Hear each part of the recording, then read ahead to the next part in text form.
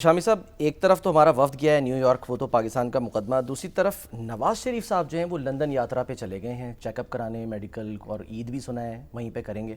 ज़रा सुने, उन्होंने कुछ मीडिया से गुफ्तगू की है। जो पाकिस्तान में तो लोग तरस जाते हैं उनको सुनने के लिए, लेकिन वहाँ पर जाके गुफ्तगू करते हैं। दिखाइए जी, नवाज़ शरीफ साहब ने क्या फरमाया। क्रेडिट हासिल है कि मुस्लिम लीग ने अल्लाह के फजल करम से पाकिस्तान को एटमी कुव्वत बनाया। मुस्लिम लीग ने अल्लाह के फजल करम से पाकिस्तान को J-17 जहाज हमने चाइना के साथ मिलकर पाकिस्तान में जो है उसको बनाया। अगर आप देखें इकॉनमी में मुस्लिम लीग की कंट्रीब्यूशन है, आप देखें पाकिस्तान के अंदर तरक्की में मुस्लिम लीग की कंट्रीब्यूशन है। अगर आप देखें डिफेंस में, तो डिफेंस में मुस्लिम लीग की कंट्रीब्यूशन है। जी शामी साहब, सर आपने तो हमें बताया था कि वो तो अभी आप बात कर रहे हैं ना, बिलावल भुट्टो जरदारी साहब अमेरिका पहुंचे हैं और हमारे तारिक फातमी साहब मॉस्को जा रहे हैं और वहाँ अपना नुक्ता नज़र बयान करेंगे। कुछ थिंक टैंक से मिलेंगे, आला हुकाम से मिलेंगे और पाकिस्तान का जो नुक्ता नज़र बातें करेंगे। बड़ा अच्छे तरीके से उम्मीद है मुकदमा लड़ेंगे। नवाज शरीफ साहब इस वक्त लंदन में हैं, वहाँ उन्होंने गुफ्तगू की है और बताया है कि मुस्लिम लीग नून ने या उसकी हुकूमत ने क्या कुछ दिया है पाकिस्तान को। एटम बम जो है, एटमी धमाका किया, मिसाइल प्रोग्राम चलो आगे बढ़ाया और उसके बाद जो हमारी जो इंडस्ट्री है, जो मुआशियात है, मुआशी पॉलिसीज़ जो है उनको बेहतर बनाया। इसमें कोई शक नहीं, नवाज शरीफ साहब जो कह रहे हैं वो गलत नहीं कह रहे। अच्छा। लेकिन उसमें यह है कि अब ये जो कुछ भी प्रोग्राम है सारे वो एक दिन में तो मुकम्मल नहीं हुए।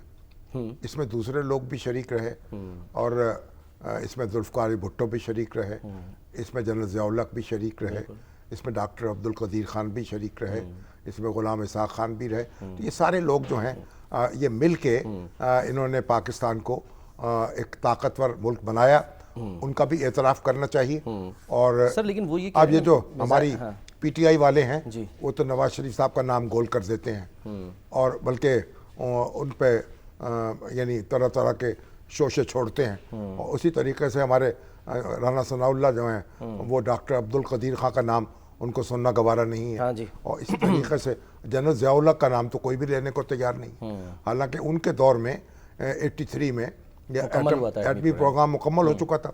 हमारे कामरान शाहिद साहब ने अपने प्रोग्राम में बड़े यानी ज़ोरदार तरीके से उनका जिक्र किया। तो हमारे भाई जो हैं मदर अब्बास वो नाराज़ हो गए। वो कहने लगे तो भुट्टो साहब को जो है फांसी लगाने वाला शख्स जो है आप उसकी तारीफ कर रहे हैं। उनका भी फांसी लगाता रहे, वो अपना मामला है, उनकी आपस की लड़ाई क्या थी। लेकिन असल बात ये जो किसी का कंट्रीब्यूशन है वो तो कंट्रीब्यूशन है। और मैं तो ज़ाती तौर पर मैं तो सुबह उठ के जब इसाले सवाब की दुआ करता हूँ जुल्फ़िकार भुट्टो साहब के लिए भी करता हूँ। अच्छा। और बेनज़ीर भुट्टो साहबा के लिए भी और जनरल ज़िया-उल-हक के लिए भी। कातिल के लिए भी, मकतूल के लिए नहीं, भी? वो कातिल मकतूल एक अलग कहानी है। अच्छा। वो तो एक मुकदमा कायम हुआ और अदालत ने एक सजा दी, उन्होंने उस पर अमल किया। वो उनके आपस के मामलात हैं। जो कुछ कौम के लिए किया उसका एतराफ़ हमें करना चाहिए। अब सब अल्लाह के हजूर हाजिर हो चुके हैं, अपना अपना जवाब देंगे। और कामरान शाह साहब ने कहा था भाई जो शाहजहान है उनको गिरफ्तार कर लिया और औरंगज़ेब ने, तो अब ये औरंगज़ेब को हम सिर्फ इसलिए तो नहीं फांसी पे लटका देंगे, उनका एतराफ़ तो करेंगे, जो क्रेडिट है वो कंट्रीब्यूट क्रेडिट किया देना चाहिए। ठीक है।